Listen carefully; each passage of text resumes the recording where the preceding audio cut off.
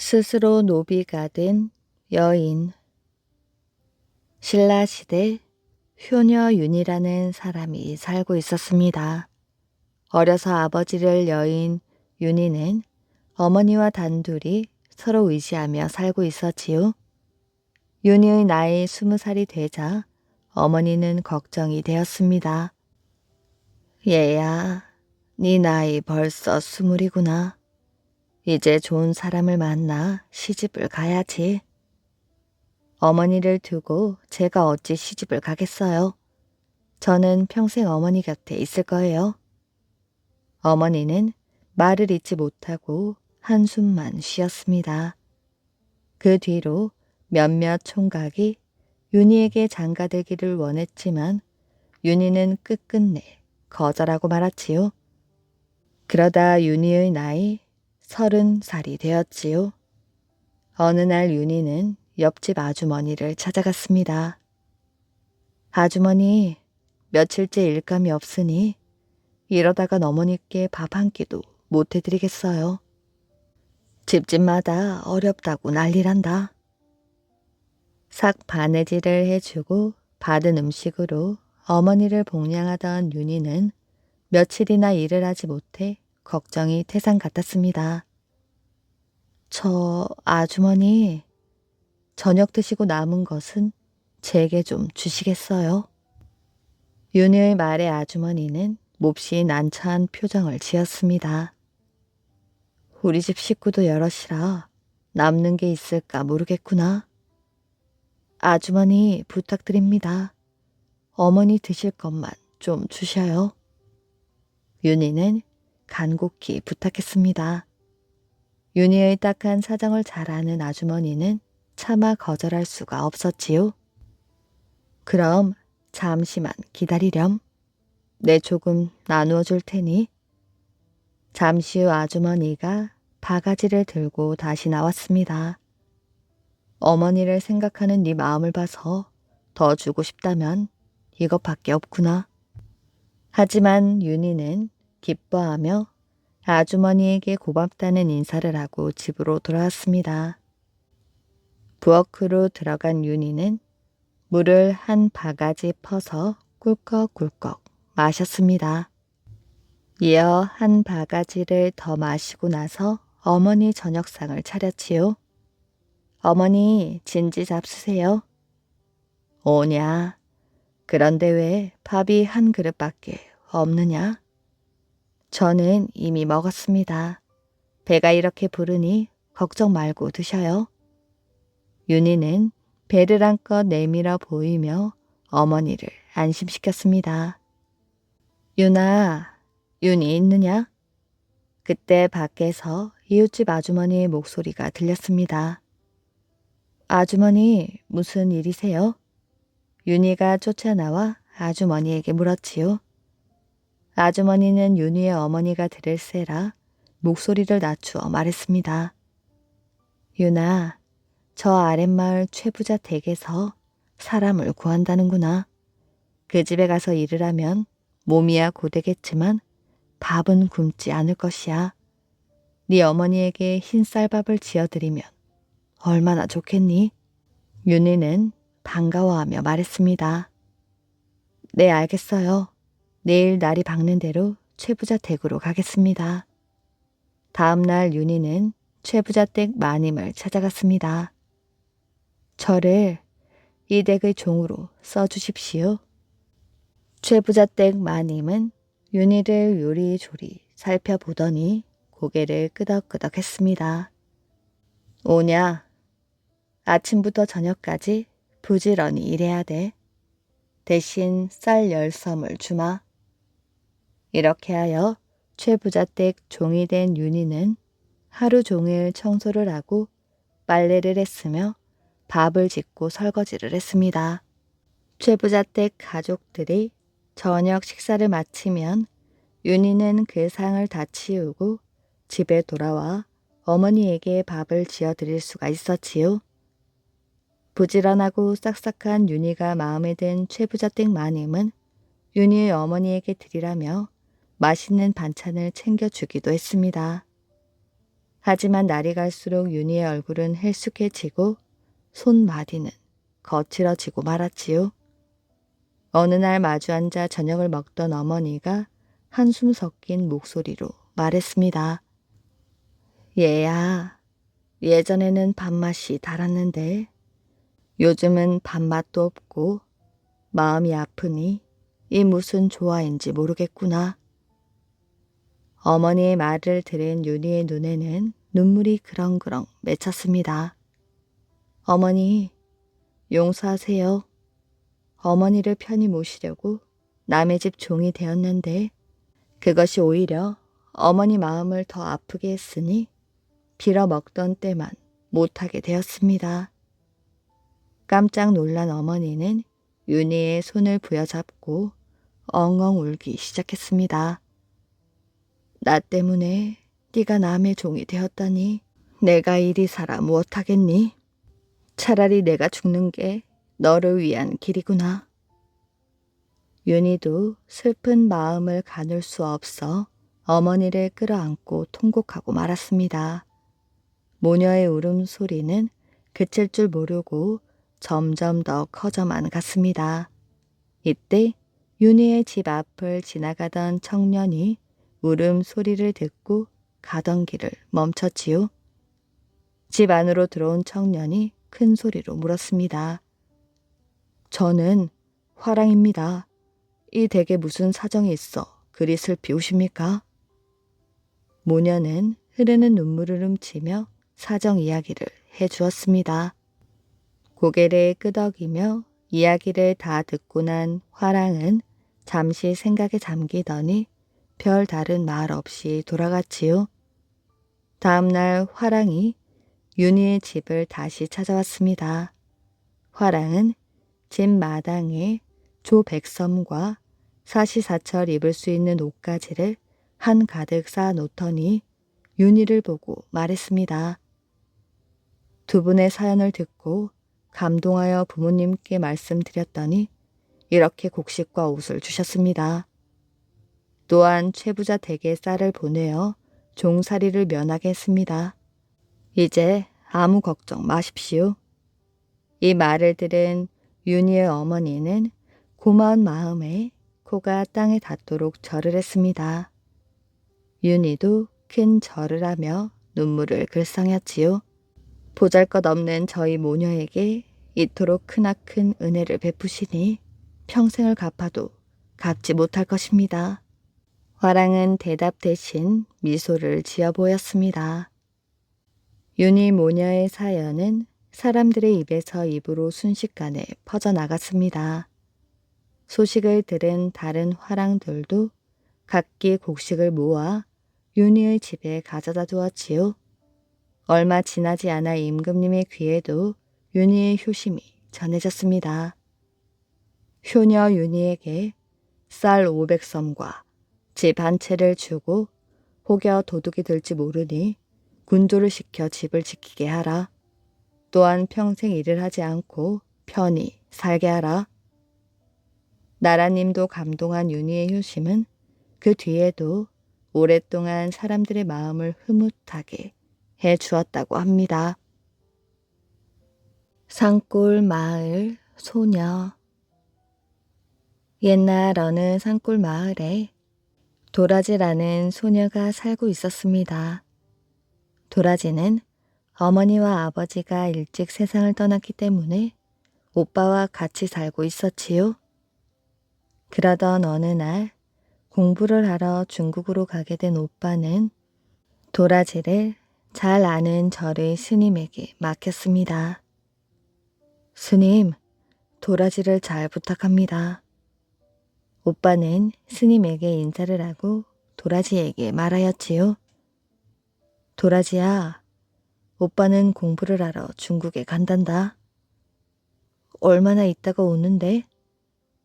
오빠는 도라지에게 10손가락을 쫙 펴서 보였습니다. 10달? 아니, 10년. 그렇게 오랫동안? 그래, 그동안 너도 여기에서 오빠가 돌아올 때까지 열심히 공부하고 있어. 대답 대신 고개를 끄덕이던 도라지 눈에서 눈물이 뚝뚝 흘렀습니다. 오빠는 눈물을 닦아주고 그곳을 떠났지요. 한 해가 가고 또 한 해가 갔습니다. 그리고 10년이 다 지났는데도 오빠는 돌아오지 않았지요. 그 후 도라지는 매일 뒷산에 올랐습니다. 그곳에 오르면 중국과 맞닿은 바다가 보였기 때문이지요. 도라지는 매일매일 그곳에 가서 오빠를 기다렸습니다. 비바람이 몰아치는 날이나 눈보라가 몰아치는 날에도 빠지지 않고 기다리고 기다려도 오빠는 돌아오지 않았고 안타까운 소문만이 무성하게 떠돌았지요. 오빠가 돌아오다 심한 풍랑에 배가 가라앉았다는군. 그런 말 말게. 중국에서 예쁜 색시와 결혼하여 사는 걸 내 친구가 보았다던데. 아니야. 중국에서 공부하다 지쳐서 산에 들어가 돌을 닦고 있다는데. 그러던 어느 날이었지요. 스님, 이제 저는 이 절을 떠나겠습니다. 돌아오겠다는 오빠가 돌아오지 않으니 저도 여기에 더 머무를 면목이 없습니다. 그럼 어쩌려고? 산속으로 들어가 살겠습니다. 스님도 도라지의 뜻을 꺾을 수가 없었습니다. 도라지는 혼자 살기로 결심하고 절을 떠났지요. 시간이 지나고 흘러서 어느새 도라지의 머리도 팥뿌리처럼 하얗게 변했습니다. 도라지는 갑자기 옛날 그 바다가 보고 싶어졌지요. 할머니가 된 도라지는 오빠를 기다리던 그 뒷산으로 힘겹게 올라갔습니다. 바다를 보고 있으니 소녀 때로 돌아간 것 같은 기분이 들었지요. 지금이라도 오빠를 볼 수 있다면 얼마나 좋을까. 오빠도 많이 늙었겠지. 바로 그때 바로 뒤에서 소리가 들렸습니다. 도라지야. 그 소리에 깜짝 놀란 할머니 도라지는 그만 그 자리에 풀썩 쓰러지고 말았지요. 그러고는 다시 깨어나지 못했답니다. 그 도라지가 세상을 떠난 자리에서 꽃 한 송이가 피어났지요. 그곳을 지나던 사람들은 이 꽃을 보고 도라지의 꽃이라 불렀다고 합니다. 장사가 된 바보. 옛날 충남 철마산 근처에 조씨 성을 가진 힘센 장사가 살고 있었습니다. 그런데 그가 천하의 장사가 될 수 있었던 것은 우연한 일이 아니었습니다. 원래 그는 무식한 데다가 미련하고 힘도 없는 바보였지요. 그러니 자연히 이웃 사람들에게 업신 여김을 당하고 친구들에게 놀림감이 되곤 했습니다. 그가 어느 날 철마산으로 나무를 하러 올라가게 되었지요. 따뜻한 봄날이라 산에는 풀과 꽃들이 서로 아름다움을 자랑하고 있었습니다. 그런데 그때 갑자기 도사 한 사람이 나타났지요. 그래서 조씨가 머뭇거리고 있는데 도사가 그에게 말을 했습니다. 내 너에게 선물을 주고 싶은데 어떤가? 당신은 누구십니까? 그리고 무슨 선물을 주시겠다는 것입니까? 나는 철마산의 산신령이다. 너에게 주고 싶은 선물이 두 가지가 있단다. 하나는 지혜이고 또 하나는 큰 힘이다. 네가 달라는 것 하나를 줄 터이니 말해보거라. 이 소리에 그는 문득 힘이 있어야겠다고 생각했습니다. 그것은 친구들에게 바보라고 놀림을 받을 때마다 허약한 그는 힘으로라도 친구들을 제압하고 싶었기 때문이었지요. 힘을 주십시오. 그러자 산신령은 그의 뺨을 3번 세게 때리고는 사라지는 게 아니겠어요? 별 이상한 꿈을 다 꾸었네. 그는 꿈에서 깨어나 뗄나무를 하기 시작했습니다. 그런데 갑자기 힘이 솟아나며 나무하는 낫자루가 쑥 빠지는 게 아니겠어요? 할 수 없이 소나무 한 그루를 손으로 뽑아보니 쉽게 뽑히는 것이었습니다. 천하장사 부럽지 않을 만큼 힘이 뻗쳐오르고 있었던 것이지요. 그는 이 신기한 사건에 스스로 놀라면서 칡덩쿨 여러 개를 꼬아 끈을 만들어 순식간에 집채만한 나무찜을 묶어가지고 집으로 돌아왔습니다. 그런데 힘이 센 대신 무지와 미련은 더해만 갔습니다. 그의 여름 몹시 더운 복날이었지요. 그는 소금 10가마를 짊어지고 소원에서 태안까지 운반하기 위하여 한티제라는 산길을 오르고 있었습니다. 이마에는 땀이 비오듯 흐르고 숨은 턱에 닿았지요. 지나가던 사람이 보다 못해 말했습니다. 여보게 조씨, 좀 쉬어가게. 그제야 그는 지게를 받쳐놓고 땀을 닦았습니다. 그리고 얼마를 쉬다가 다시 소금 가마니를 지고 한티제를 넘어 태안 쪽으로 갔지요. 그런데 얼마쯤 가니 또 힘이 들고 더워서 쉬고 싶은 생각이 들었습니다. 다시 쉬어가야지. 이렇게 생각한 조 씨는 오던 길을 되돌아 다시 한티제로 가더니 조금 전 쉬었던 그 자리에서 지게를 받쳐놓고 또 쉬는 것이었습니다. 동네 사람이 그를 보고 이상하게 여기며 물어보았지요. 이보게 조씨, 왜 되돌아왔나? 그는 천연덕스럽게 대답했습니다. 쉬어가려고 왔습니다. 이렇게 미련한 그의 힘은 공익을 위하여 크게 쓰여지기도 했습니다. 철마산에는 절터가 있습니다. 그 절을 지을 때 그는 다른 사람보다 100배나 더 많은 일을 할 수 있었지요.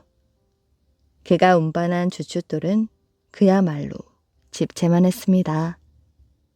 조 씨가 장정이 되면서 힘이 천하의 둘째가라면 서러워할 정도였지요.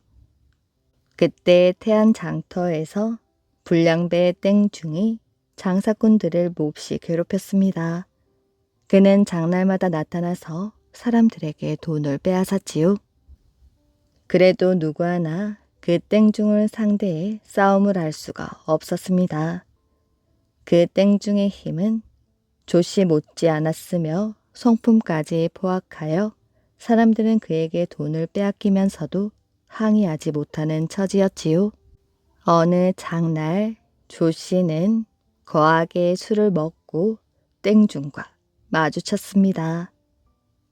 그는 선량한 주민들을 괴롭히는 중을 혼내주겠다는 마음을 먹었지요. 그래서 싸움을 시작했으나 그 땡중도 만만치 않았습니다.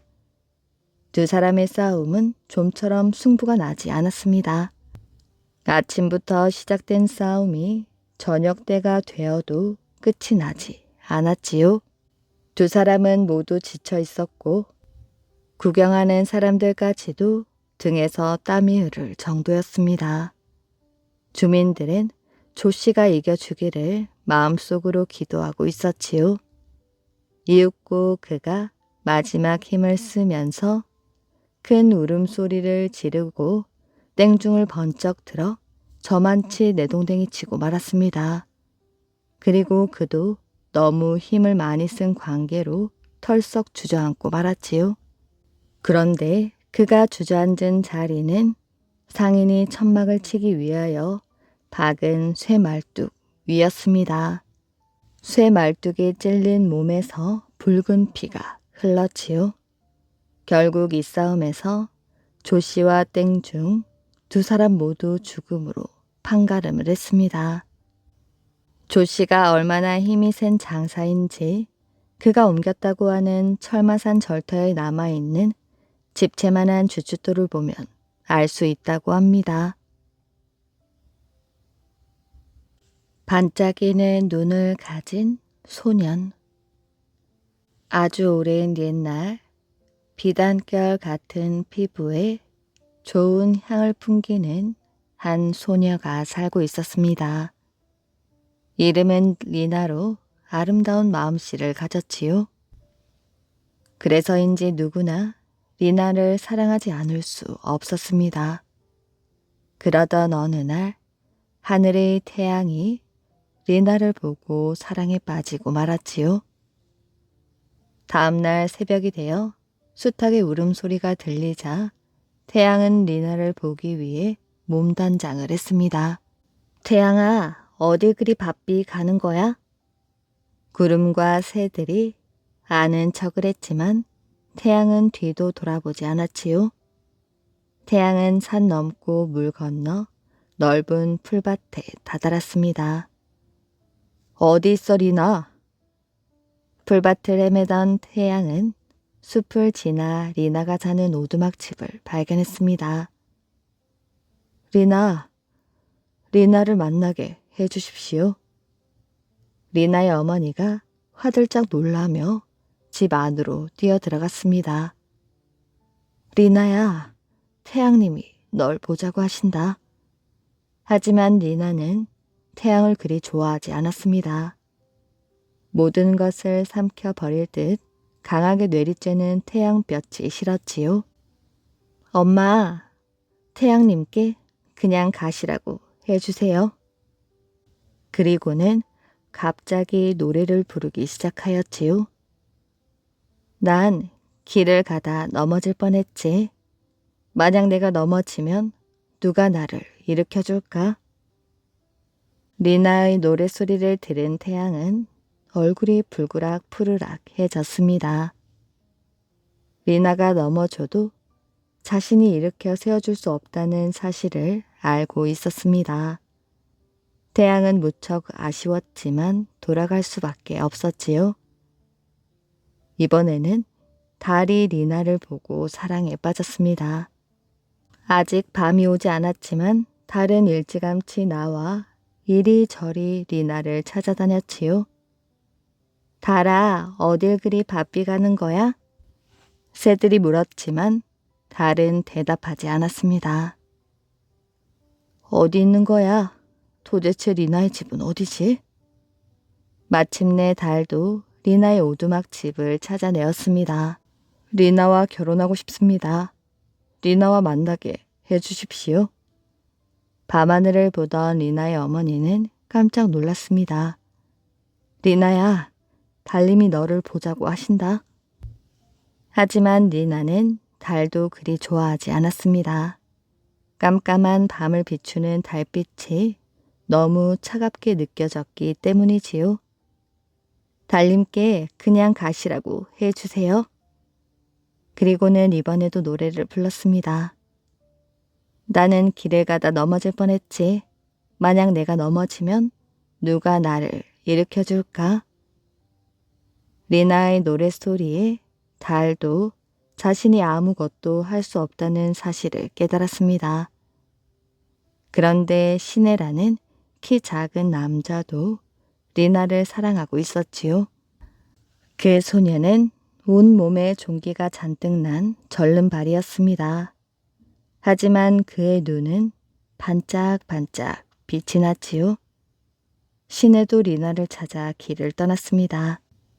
며칠을 걸어 리나의 오두막 집을 찾아갔지요.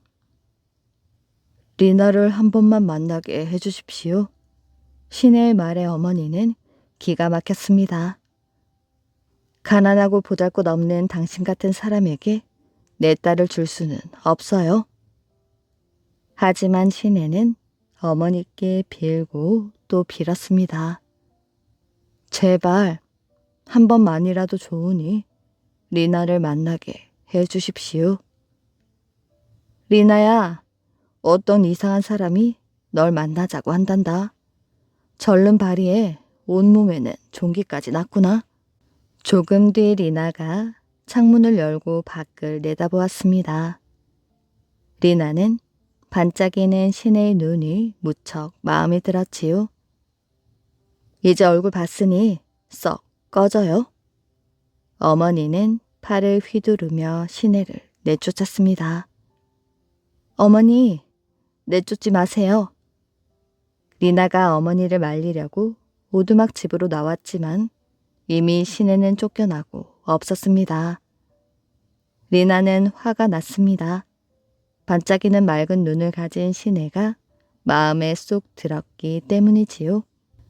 그 길로 리나는 시내를 찾아 나섰습니다. 노래를 부르며 헤매던 리나는 마침내 시내를 만났지요. 서로를 사랑하게 된 두 사람은 결혼을 했습니다. 그런데 결혼식 날 밤 신기한 일이 일어났지요. 마치 마법처럼 시내의 절로 거리던 다리가 났더니 키가 큰 잘생긴 남자로 바뀌었습니다.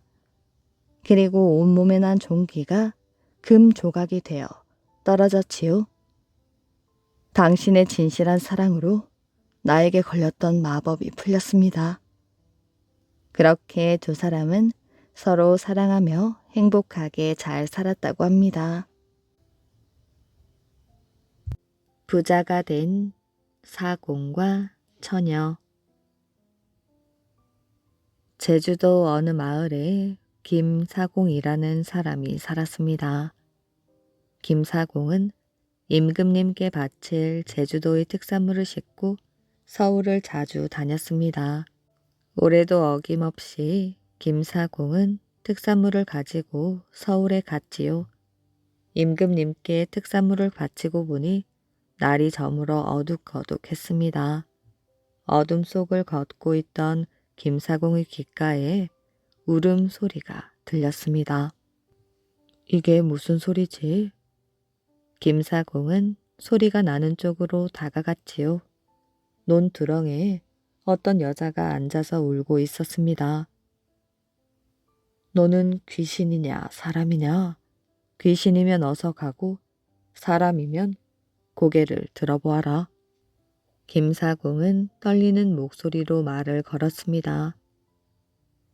저는 허정승의 딸이 온데 부모님께서 저를 쫓아내셔서 정승의 딸은 여전히 훌쩍거리고 있었습니다. 저희 집 종들이 가마에 태워 여기에 버리고 갔습니다. 김사공은 어이가 없었습니다. 제발 저를 데리고 가셔서 같이 살게 해 주세요. 정승의 딸은 간절히 애원했습니다. 제발, 제발 부탁드립니다. 정승의 딸은 김사공의 옷자락을 붙잡으며 매달렸지요. 사정은 딱하지만 나는 제주도에서 사는 사람이라 데려갈 수가 없구나. 김사공은 정승의 딸이 불쌍하였지만 어쩔 수가 없었습니다. 옛날에는 섬에 사는 사람이 육지로 가는 것도 육지에 사는 사람이 섬에 가는 것도 자유롭지가 못하였지요. 제주도라도 따라갈 수 있습니다. 저를 데려가 주셔요. 정승의 딸은 옷자락을 놓지 않았습니다. 김사공도 정승의 딸을 뿌리칠 수가 없었지요. 알겠다. 정 그렇다면 할 수 없지. 같이 가자꾸나. 김사공은 정승의 딸에게 도포 자락을 씌우고 누가 보지 않도록 조심스럽게 배에 태웠습니다. 제주도에 도착한 김사공은 밤이 되기를 기다렸다가 집으로 갔지요. 네가 이곳에 왔다는 소문이 나면 큰일이니 방에서 나가지 말고 있거라. 김사공은 정승의 딸에게 당부를 하였습니다. 세월을 내러 정승의 딸은 18살 처녀가 되었습니다. 처녀는 방 안에만 있는 것이 답답하였지요. 그래서 남쪽 창문을 열고 바깥 구경을 하였습니다. 저기 소를 몰고 가는 사람은 뭐하러 가는 사람입니까? 그리고 머슴들이 등에 진 것은 뭐지요? 저 사람들은 쟁기를 지고 소를 몰아 밭을 갈러 가는 길이란다. 처녀는 고개를 끄덕이며 반대쪽 창문을 열어보았습니다. 그럼 저 바다에서 호이호이 휘파람 소리를 내는 것은 무엇인가요? 해녀들이 물에 들어가 전복 소라 미역을 따가지고 와서는 내는 소리란다. 그렇다면 저들은 여자인가요, 남자인가요? 여자들이 하는 일이지. 여자들이라고요.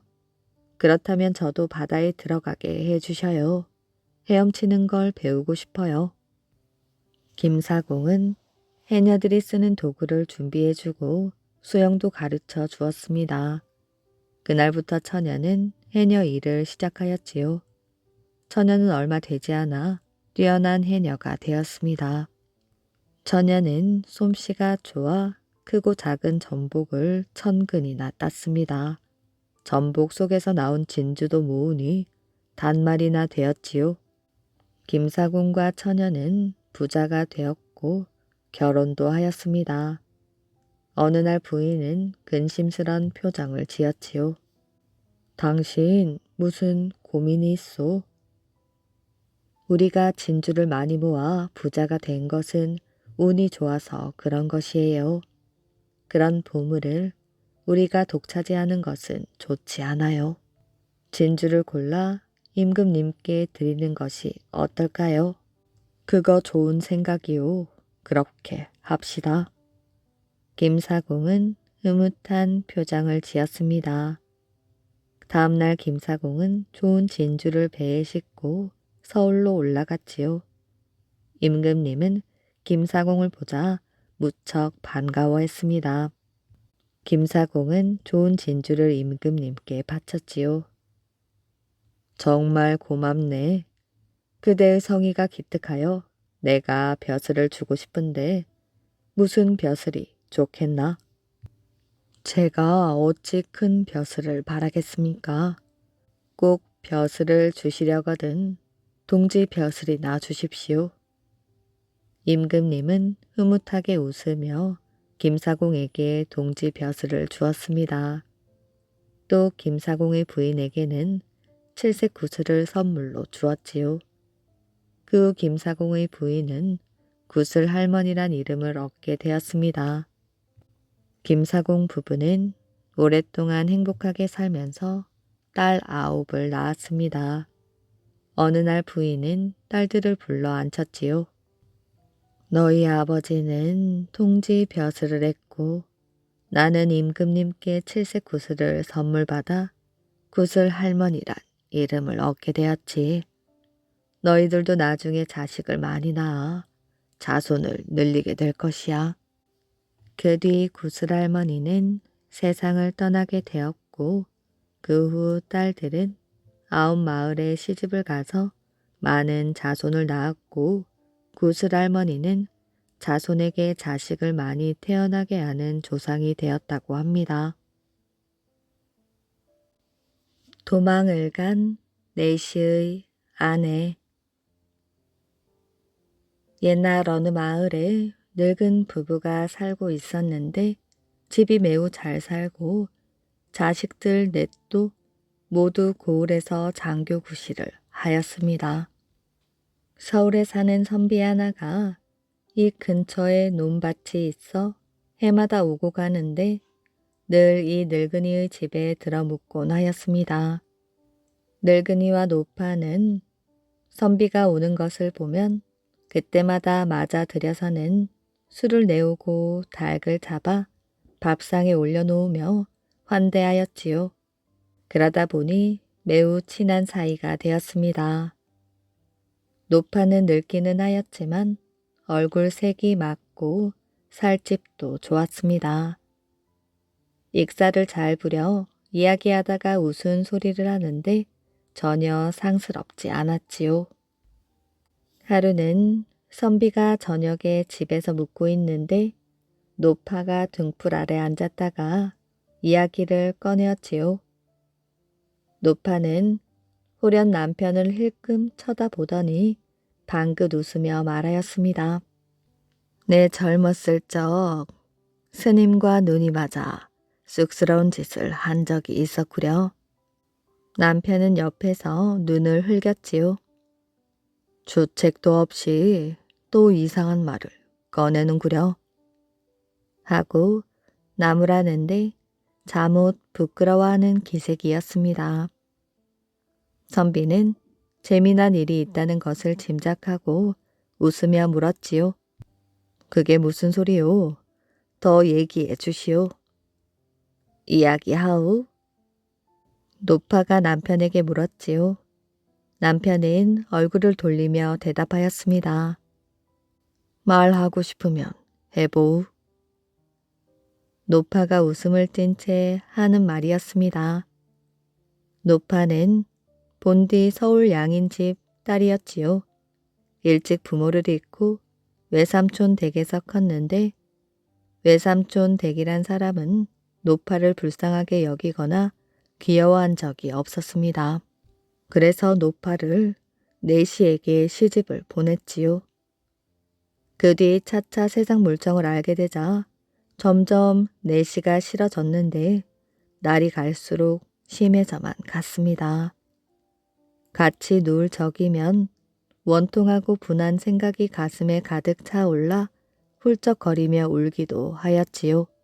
화창한 봄날이 되면 오만 가지 생각이 끌어올라 잠들 수도 없었습니다. 가만히 생각해 볼수록 좋은 옷이며 흰 쌀밥이 어린 노파에게 무슨 상관이 있나 싶었지요. 초가지붕 아래에서 배입을 덮고 자고 나물죽을 나누어 먹더라도 진짜 사내와 사는 게 인생의 더 없는 낙이겠거니 생각하였습니다. 노파는 시집을 갔다지만 아직 처녀의 몸이라 다른 남자에게 달아나고 싶었지요. 그런 생각이 불쑥 나다가도 단속이 여간 깐깐한 게 아니니 혹 일이 드러나면 목숨 보존하기가 어려운지라 그것도 두려워 못할 일이었습니다. 그렇게 또 몇 년이 지났지요. 나중에는 정 견딜 수 없게 되니 또다시 모진 생각이 들었습니다. 이렇게 100년을 산들 무슨 낙이 있겠어. 설사 일이 드러나 죽는 데에도 이 안에서 말라 죽는 것보다야 시원한 일이 아니겠느냐. 그때 계책을 정하고 몰래 입을 만한 옷들을 꿍쳐놓고 비단과 가벼운 보물에다 은 수백 냥을 한데 넣어 이고 보자기에 쌌습니다. 내시가 대궐에 숙직을 서는 날을 타서 첫 새벽 종이 울리자마자 몰래 혼자 빠져나왔지요. 담을 넘어 그 길로 남쪽 성문을 나섰답니다. 아직도 하늘이 캄캄하기에 소나무 사이에 몸을 숨기고 새벽이 되기를 기다리다가 날이 채 밝기 전에 앞으로 갔습니다. 평생 문 밖에 나서보지 못한 몸이라 지름길을 알 턱이 없었지요. 그저 큰 길을 따라 갔습니다. 동작 나루를 건너고 보니 마음이 조금 놓이기에 곰곰이 생각해 보았지요. 내가 비록 처녀의 몸이기는 하지만 이미 머리를 얹었는지라 누가 나를 본처로 맞을 것이야. 첫 받게 될 수 없으나 그렇다고 본처의 질투를 받으며 사는 것은 죽어도 못할 짓이지. 그러니 장차 누구에게 시집을 가야 할까? 그러다가 호련히 중을 택하여 그를 따르려는 생각이 번쩍 떠올랐습니다. 노파는 긴 고민 끝에 길에서 처음 만나는 사람으로 짝을 하리라고 마음먹었습니다. 이렇게 곰곰이 생각을 굴리는 동안 어느 사이에 여우 고개를 넘었는데 이때 갑자기 어떤 스님이 앞에 가는 게 아니겠어요? 스님은 어디로 가십니까? 물었더니 고개를 돌려 대답하였습니다. 청주로 가오이다. 가만히 훔쳐보니 잠옷 깨끗하게 생긴 데다가 그의 나이도 노파와 엇 비슷하였지요. 속으로 혼자 이야말로 하늘이 정해준 배필이라 기뻐하였습니다. 그 뒤로 그의 뒤를 따라 과천의 객주집에 같이 이르렀답니다. 그리고 그의 앞에 바싹 다가앉으니 스님은 싫은지 일어나 피에 앉았지요. 노파는 그때마다 그에게 다가앉았습니다. 밥을 먹고 나서 또 같이 객주집 문을 나섰지요. 스님은 어디에 사세요? 청주 아무절에 삽니다. 부모님은 계셔요? 어머님 뿐이지요. 그러면서 가는데 스님은 노파를 이상하게 여겨 집신을 든든히 하고는 걸음을 빨리 재촉하였습니다. 노파도 죽을 힘을 다하여 그 뒤를 쫓았지요. 스님이 힘을 다하여 쉬엄쉬엄 걸으면 노파도 쉬엄쉬엄 따라갔습니다. 이때부터 스님이 뛰면 노파도 뛰고 스님이 걸으면 노파도 걸었지요. 그러다 객주집을 만나면 같이 들어갔습니다. 이렇게 사흘을 걷고 나니 그곳이 아마도 청주 근처였지요. 길 옆에 숲이 무성한데 스님은 나무 그늘 아래에서 숨을 들이고 있었습니다. 노파도 그 옆에 앉았지요. 그러다가 생각을 해보니 이 스님이 한번 절에 들어가면 다시 찾을 수 없는지라 이 기회를 타서 억지로라도 혼인을 맺지 못하면 일은 장차 나무 아미타불이 되겠다 싶었습니다. 그래서 무작정 대들며 스님의 허리를 감싸 안았지요. 스님은 깜짝 놀라 손에서 벗어나 달아나려고 하다가 노파가 꽉 붙잡고 늘어지는 바람에 그러지는 못하고 그저 놓아달라고 애걸복걸 하였습니다. 그때 노파는 스님을 끌어안치며 말하였지요. 스님 앉으세요. 제가 할 말이 있습니다. 스님은 쭉 노릇을 하며 무슨 좋은 일이 있습니까?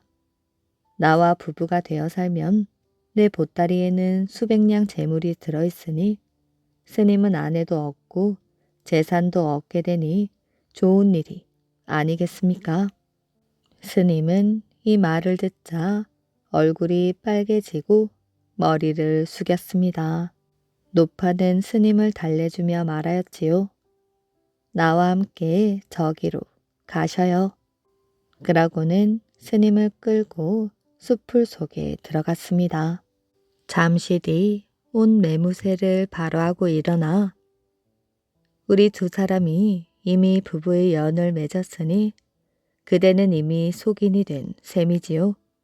다시 절로 갈 것 없이 나와 함께 그대의 집으로 갑시다. 하니 스님은 노파의 말을 따랐습니다. 둘이 함께 그 스님 집에 이르고 보니 스님의 어머니는 허리가 꼬부라진 초췌한 노인이었습니다. 누덕누덕한 짧은 배치마를 입고 처마 밑에 앉아 졸다가 스님을 보더니 네 뒤에 선 게 누구냐? 하고 물었지요. 시어머니가 젊은 노파를 보더니 깜짝 놀라 아들을 욕하였습니다. 네가 어디서 저런 천한 계집을 얻었단 말이냐? 너희 절 스님이 찾아와 나더러 네가 10년 동안 먹고 입은 값을 물어내라고 하면 내가 어디서 그걸 구해내며 10년 빚은 또 어떻게 갚는단 말이야? 시어머니는 발을 동동 구르고 가슴을 치며 안타까워 넋두리를 하였습니다. 젊은 노파는 그 자리에서 비취색 비옷과 물들인 무명 치마 한 벌을 꺼내드리며 말을 올렸습니다. 어머니, 걱정하지 마셔요. 제 보따리 안에 가지고 온 물건이 있으니 그 스님이 온다고 해도 제가 처리하겠습니다. 시어머니는 옷을 받고 잠자코 있더니 그럼 여기 앉게 하였지요. 날이 저물자 부엌에 들어가 새 며느리 노릇을 하였고 이날 밤 스님과 밤새도록 오손도손 이야기를 나누었습니다. 산속의 스님이 처음으로 부부의 재미를 보더니 아예 치마폭에 나올 생각이 없었지요. 참으로 웃다 허리 부러질 일이지요. 이야기를 끝낸 주인 노파는 이렇게 말하였지요. 남편이 곁에서 그 모양을 바라보다가 부끄러움을 모르는군 하고 혀를 찼답니다. 노파의 남편은 처음 말을 꺼낸 때부터 덩달아 웃기 시작하다가 억지 혼사를 하던 대목에 가서는 말끝마다 핀잔을 주었지요. 그러나 노파가 그때마다 손을 내젓자 주인 어른도 어찌할 수 없었던지 허허 웃고 말았습니다. 주인 노파가 다시 말을 늘여놓았습니다. 다음날 무명을 스님에게 주어서 장에 가서 갓과 망건 가는 배로 바꾸어 오게 했다오. 스님 옷을 벗게 하고 보통 사람 옷을 차려입히니 참으로 눈이 번쩍 뜨일 젊은 낭군이 되질 않겠소. 절에 가서는 그 스님에게 작별 인사를 하고 오라고 했더니 그 스승 중이라는 사람이 뒤따라 왔습니다. 마당에 들어서자마자 그 중이 소리를 쳤지요. 당장 오늘 안으로 빚을 갚으라고 말이지요. 그때 시어머니는 펄펄 떨며 아무 대꾸도 못합디다. 나는 부엌에서 뛰쳐나와 중에게 대들며 귓볼을 잡아쥐고 뺨을 후려쳤지요. 어떤 몹쓸 놈의 중이 감히 이렇게 당돌하단 말이냐. 냉큼 돌아가지 않으면 그 머리를 파수어 놓을 것이야. 하고 연방 따기를 갈기니 중은 볼을 싸지고 비명을 지릅디다. 중은 허둥지둥 문 밖으로 도망을 치더니 그 뒤로 다시는 얼씬하지 않았다오. 그 뒤 마을에서 힘써 농사를 지으며 50여 년을 같이 살아왔구려. 아들, 딸, 자식들 낳아 키워 잘 내보냈지. 곶간에는 쌀이 가득하지. 외양간에는 말과 소가 득실거리니 그 스님이 후한 복을 타고난 사람이 아니겠소. 노파는 말을 마치며 웃음을 터뜨렸습니다. 명장이 된 소년. 옛날 전라도 광주에 정시성을 가진 선비가 살고 있었습니다. 정선비는 나이 60이 되었어도 슬아의 아들을 두지 못하여 매일 우울하게 지내었지요. 그러다가 어느 날 이상한 꿈을 연거푸 2번이나 꾸었습니다. 처음 꿈에서는 무등산이 둘로 쪼개지면서 시퍼런 용이 뛰어나와 몸에 감겼지요. 깜짝 놀라 깨어 괴상히 여기다가 다시 잠이 들었는데 또 그 산이 갈라지면서 이번에는 흰 호랑이가 뛰어나와 품에 안겼다는 것입니다. 해괴한 꿈이로구나. 혹시 대몽인가? 용과 호랑이 꿈은 훌륭한 남자아이를 낳을 징조라고 전해져 왔습니다. 이 꿈의 영험이 있었는지 정씨의 아내는 그 후 10달 만에 옷 같은 사내 아이를 낳았지요. 아이는 무럭무럭 자랐습니다. 키는 작았지만 샛별 같은 눈에 슬기가 번뜩이고 날래고 탄탄한 몸에는 용기가 흘러 넘쳤지요. 게다가 의협심이 강하고 말 재주도 이만저만이 아니었습니다. 이 아이가 바로 선조 임금 때 지략과 용기로 이름을 떨친 정충신 장군이었지요. 임진왜란 때 권율 장군이 전라도 광주에서 군사를 모을 때 정충신은 나이 어린 소년의 몸으로 자진하여 달려갔습니다. 권율 장군은 씩씩하고 슬기로운 정충신을 보자 마음에 들어했지요. 이리하여 소년 정충신은 그날로 권율 장군의 지인이 되었습니다. 참하고 재치 있는 정충신은 권율 장군뿐 아니라 그 밖의 대장 병사들에게도 귀여움을 한 몸에 받게 되었지요. 이때 왜적은 경상도를 휩쓸고 마침 전라도에 침범할 기세를 보이고 있었습니다. 그러던 어느 날 정충신은 몇몇 척후 병사를 따라 왜적의 형편을 살피러 갔지요. 한참 가다가 어떤 구석진 산골 마을에 다다랐습니다. 그리고 마침 그 마을 밖에 쌓아둔 낯가리 옆을 지나갈 때였지요. 정충신은 갑자기 활을 잡기가 바쁘게 굵직한 화살을 낯가리 한 복판에 힘껏 쏘았습니다. 순간 억 하는 소리와 함께 낯가리 한쪽이 무너지더니 거기에 숨었던 외병 하나가 어깨에 화살을 맞고 뛰어나왔지요.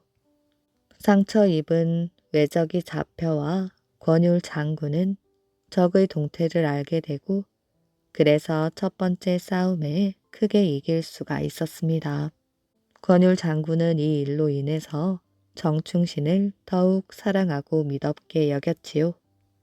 얼마 후 군사에 관한 연락을 멀리 평안도에 보낼 일이 생겼습니다. 그 당시 선조 임금은 의주에까지 피난에 가 있었던 것이지요. 권율 장군은 이 연락 보고의 중대한 임무를 정충신에게 맡겼습니다. 17된 어린 정충신은 전라도에서 평안도 끝인 의주까지 와서 중한 임무를 무사히 완수하여 과연 권율 장군의 기대와 신임을 어기지 않았습니다. 선조 임금은 물론 당시 임금 곁에 있었던 이양복은 눈이 휘둥그레질 만큼 놀라고 또 탐복하였지요. 장래 반드시 훌륭한 인물이 되어 나라의 공을 쌓을 것이다. 이양복도 권율 장군만큼이나 정충신을 사랑하게 되었습니다. 그래서 그를 전라도로 보내지 않고 너는 아직도 어린 몸이니 장래를 위하여 큰 일을 하도록 하여라 하고 정충신을 친자식처럼 보살피며 손수 글을 가르치기 시작하였습니다. 늦게 배운 글이었지만 정충신은 재주가 비상하여 얼마 후 자기 손으로 글을 짓고 웬만한 서신도 격에 맞춰 쓰게끔 되었지요. 그러나 정충신은 문과보다도 무가 면에서 더 뜻을 크게 가졌던 모양입니다. 그해 겨울 있었던 무가 과거에 수월하게 합격하였지요. 이 소식을 들은 선조 임금은 어느 날 이양복에게 말했습니다. 그대가 입이 닳도록 칭찬하는 정충신은 과연 비상한 인물이다. 그러나 아직 나이가 어리니 조금 더 지난 후에 중한 일을 맡기는 것이 좋지 않겠는가? 하고 당장은 벼슬 자리를 주지 않았지요. 이양복도 물론 찬성하였습니다. 임진왜란이 어지간히 평정된 후 정충신은 이양복을 따라 서울에 돌아오게 되었습니다. 이때도 이양복은 정충신의 나이가 어리다 하여 자기 집에다 두고서 글 공부를 계속하도록 하였지요. 정충신은 이양복의 은혜를 깊이 새기고 또 장차 크게 되면 나라를 위하고 이양복을 위하여 보답할 생각을 굳게 가졌습니다. 그러나 꼭 한 가지 정충신이 이양복을 못마땅하게 여기는 일이 있었지요.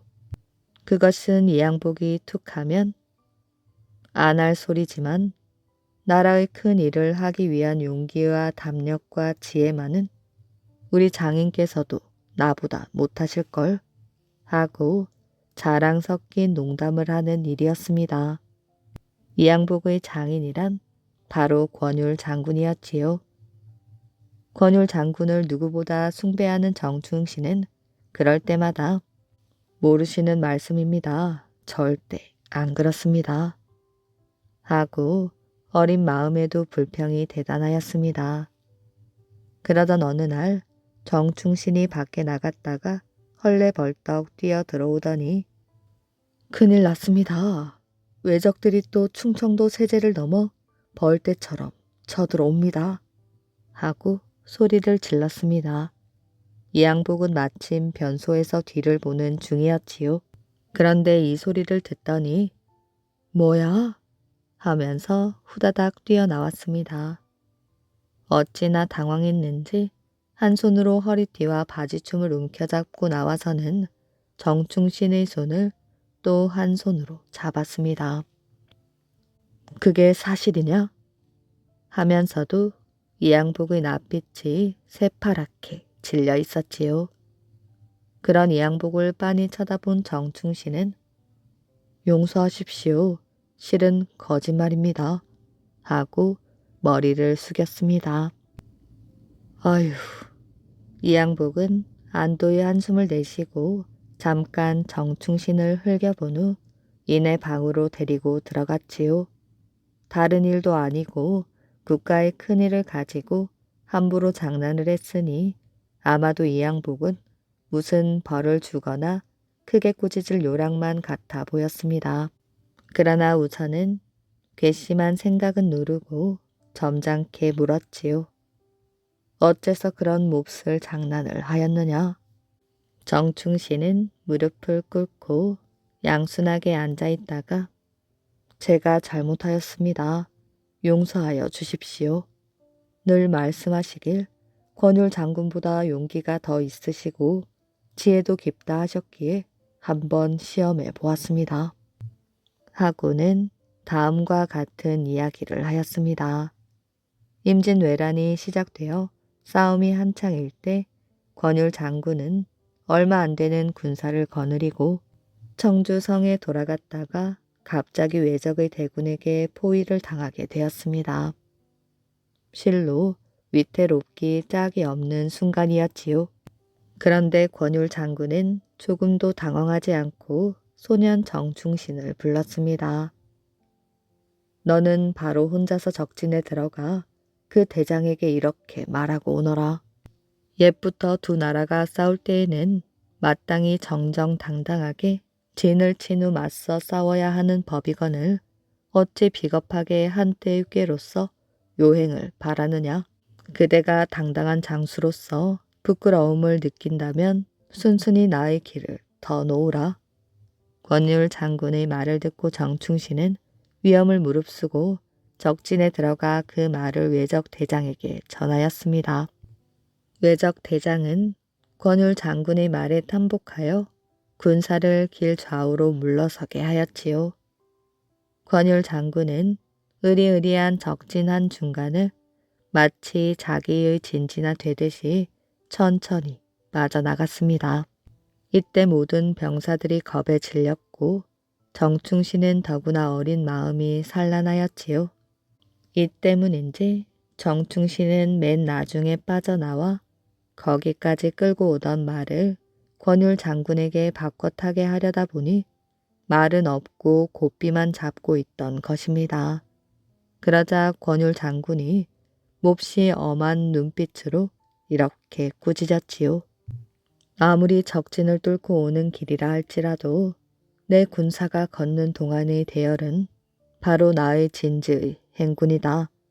그런데 너는 우리 진 안에서 대장의 말을 잃고 적의 웃음거리가 되었으니 마땅히 군법에 의하여 벌을 받아야 한다. 그렇지만 다시 적진에 들어가 잃은 말부터 찾아오너라. 하고 적진에 가서 그 대장에게 할 말을 일러주었습니다. 정충신은 혼자서 다시 적진에 달려 들어갔지요. 그리고 권율 장군이 시킨 대로 대장의 말을 잃으면 그 병사가 군법에 처단되는 것은 어느 나라나 마찬가지이다. 너희는 방금 우리와 약속을 훌륭하게 지켜주었다. 그런데 그 신의를 저버리고 우리 대장의 말을 훔쳐 분풀이를 하다니 너무도 비겁하지 않느냐? 외적들은 이번에도 순순히 말을 내주었지요.